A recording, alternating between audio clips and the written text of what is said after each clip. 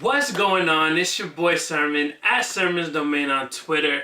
After Meek Mill got released from prison, everybody was understandably excited to hear some new music. Now, unlike last time that he got out, Meek didn't come out blazing within a few days. No, Meek decided to take his time, spend time with family, I'd imagine. Not just come out and be an artist. He wanted to enjoy his freedom for a little bit.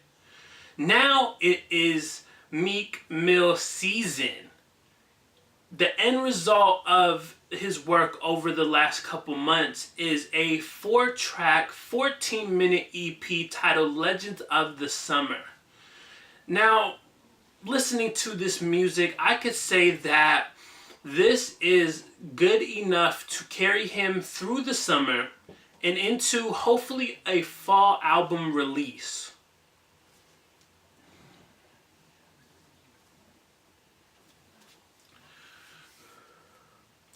Legends of the Summer can be summed up very simply. There are 2 amazing records on here.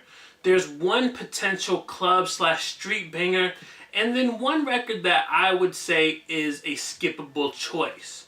So let's start out with that one. Dangerous features Jeremiah and P&B Rock. This is the clear radio attempt single. Don't get me wrong, this sounds like a good single, but I think it's mostly on the 2 featured guests and less on Meek Mill. Meek's verses, they're just not what I come to him for. I think Meek, with all his strengths as an artist, is not that good at articulating a record about sex. He says, "You feel the vibe, I'm deep inside ya, you fucking me, I'll let you ride." Like, that's very basic stuff from Meek Mill.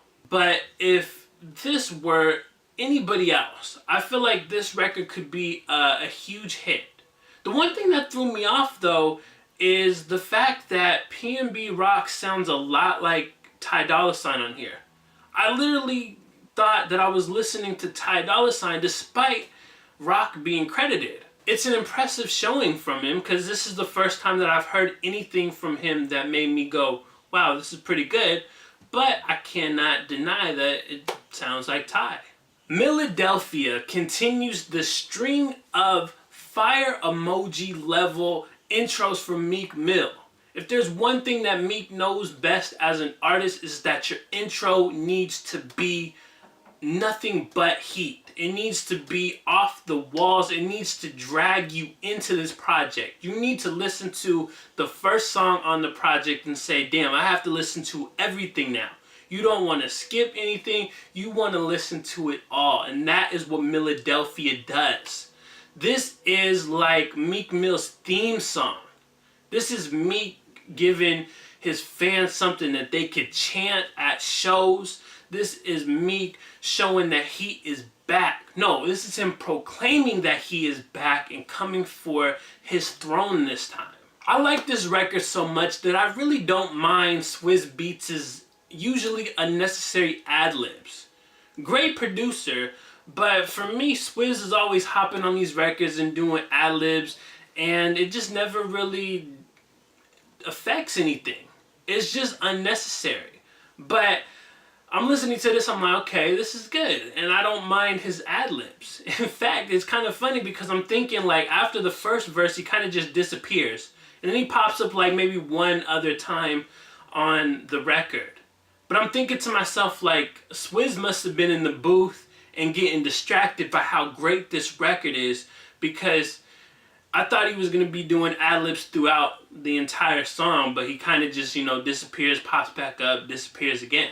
With everything Meek is going through, Stay Woke, while a bad song title, is a chance for Meek to really get introspective. This is a record for Meek to unload his feelings about the messed up system that we have. He also talks about trying to understand this generation of rappers/kids who are, turning to drugs and guns. It's just one of those records where Meek is all over the place in a good way. It's all introspective. It's Meek essentially saying, I don't care what you put me through, but I'm not going to give up. I am important to this generation. I'm important to my city. I'm important to rap. I think that's the point that Meek is trying to get across. Miguel is a really nice touch for this record. I feel like he adds just that nice boost of motivation. He says, though it's designed for us to fail, we still prevail through the hail. Can you believe it? We're still undefeated. That reminds me a lot like the Philadelphia. It's just something that you want to like recite. It's something that gets stuck in your head. It's something that just sounds great overall. Meek Mill's track record with EPs is really good. Legends of the Summer is a enjoyable, albeit short listen. I think it serves up the whole idea of what an appetizer in music form is. This is Meek giving you 4 different songs that give you 4 different sides of Meek. You're not getting the same thing on each record. You're getting different topics, you're getting different sounds, anthems, potential anthems on this EP. I think the smart thing for Meek is to get Atlantic to push some of this music. I think Philadelphia can definitely ring off and be a chart-topping single. Something just to push for the summer. It's got that energy to it. So that would be what I would do, and then come out with a full-length album in the fall.